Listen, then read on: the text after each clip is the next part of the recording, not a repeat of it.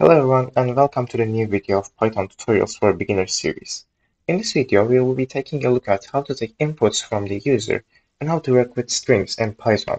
As you can see, I have already opened up my Visual Studio Code, and if you're unfamiliar with Visual Studio Code or the term strings, you can check out the previous videos in this series. They will be linked in the description below.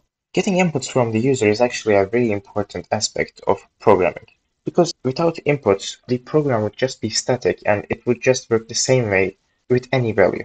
But now when the user enters a value, your program gets a little dynamic and your program can act on what the user input is. Before getting started with user inputs in Python, I just wanted to remind you that if you have the CodeRunner extension running, so you can check it by going to Extensions tab on the left side and writing CodeRunner here, and click on the top one that is appearing. If this extension is now enabled on your Visual Studio Code, you can just disable, and if any reload is required, you can just reload, and that way your inputs in Python will work. Otherwise, this extension will just display the outputs and not get any inputs from the user, and you won't be able to get any inputs.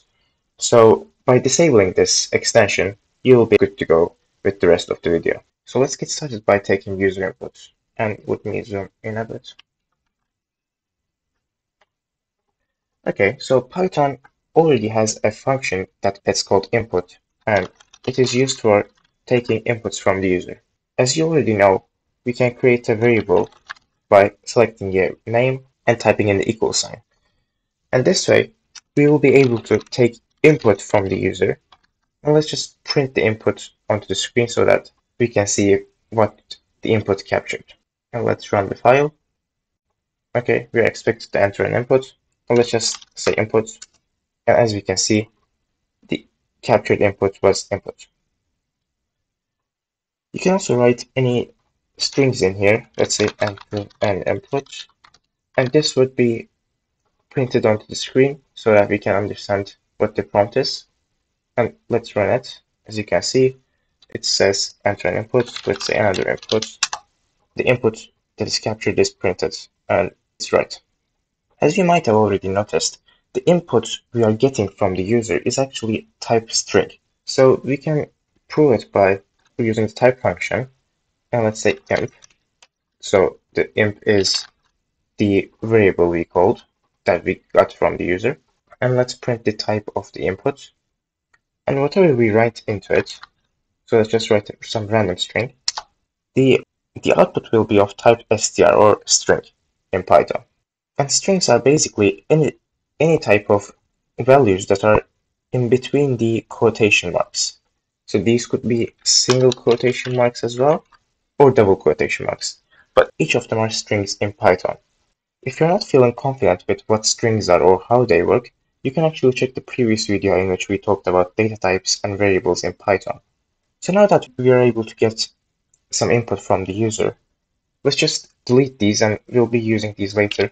And the only reason I'm deleting these is not to enter a input every time we run the program. It just takes a little time. So right now let's create a string variable and store it in a variable called text, let's say. And let the string be Python. Okay, great. So right now we have declared a string variable into a variable called text. And in Python we can do many operations with this variable called text. So these include getting the length of the string, or capitalizing the string, or removing some characters from the string.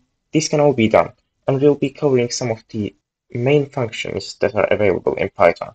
So let me create a little cheat sheet here. So here are some of the main functionalities in Python that we can apply on strings. And these are just some notes to take a look at. They are not the part of the code, so you don't have to write all of these in order to run your code. So let's get started with the len function. And this will actually return us the length or the number of characters in a string. So let's just define a variable.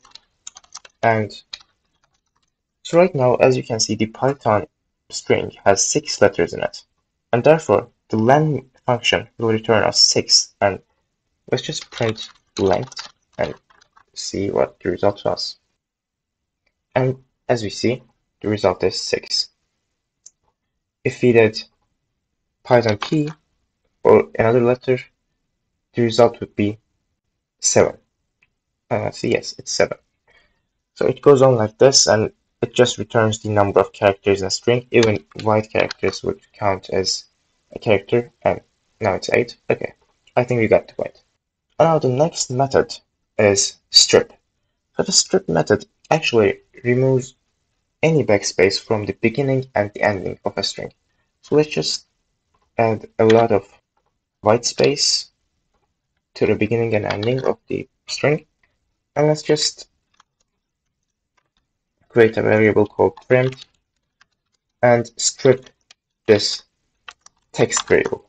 So this text variable includes this whole string, and the strip method will actually remove these white spaces and just return us Python.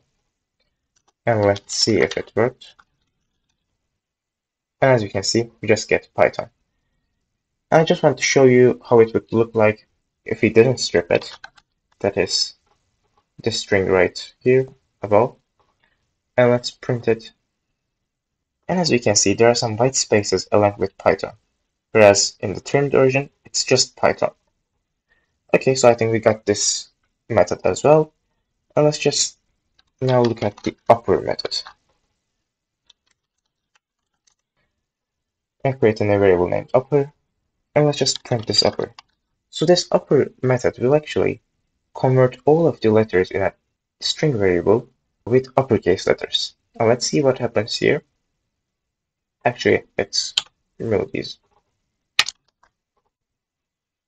And as you can see, all of the letters of Python is converted into uppercase letters. And you might be guessing what lower method will do. This method will actually be lowering each of the letters in the string.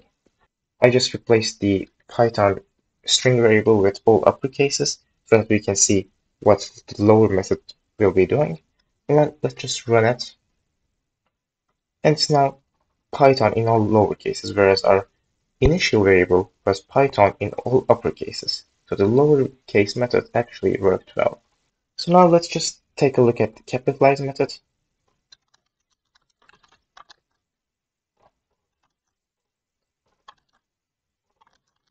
And as the description says, the capitalize method will actually make the first letter of the variable uppercase and make the rest lowercase.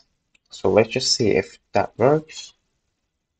And that works perfectly. The first letter P is uppercase in Python and the others are lowercase.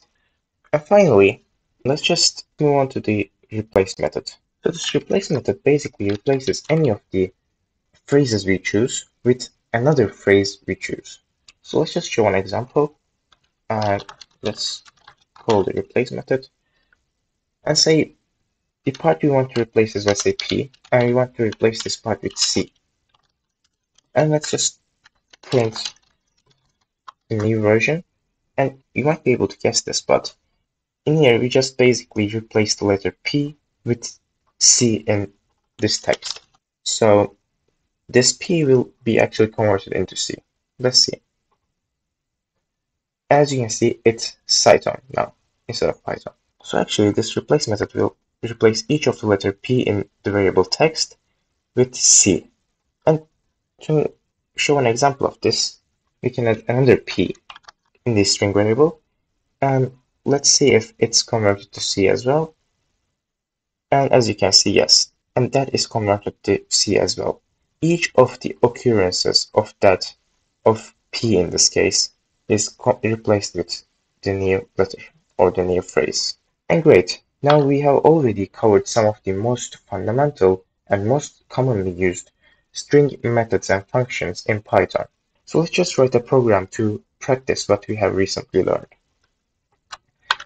So we want this program to get an input from the user, then clean all the white spaces it has on the beginning and on the end of it, then capitalize it, and then replace all the letters A with E in it. So you can just pause the video and try to do this example by yourself. But now we will be doing it together. So let's just create a variable named input, or let's just say imp, which gets input from the user. and enter inputs. We just say it so that the prompt is clear for the user, and you can even specify it a little more if you would like. But right now we just say enter input, and we are expecting an input from the user. So as the first step, we got our input from the user. Now for the second step, we will be deleting any white spaces from the beginning and the ending of the string. So let's just do it as well. And we can achieve this by using strip function or method in Python. Now that all the white spaces at the beginning and at the end is cleared, let's just capitalize this string by using the capitalize method.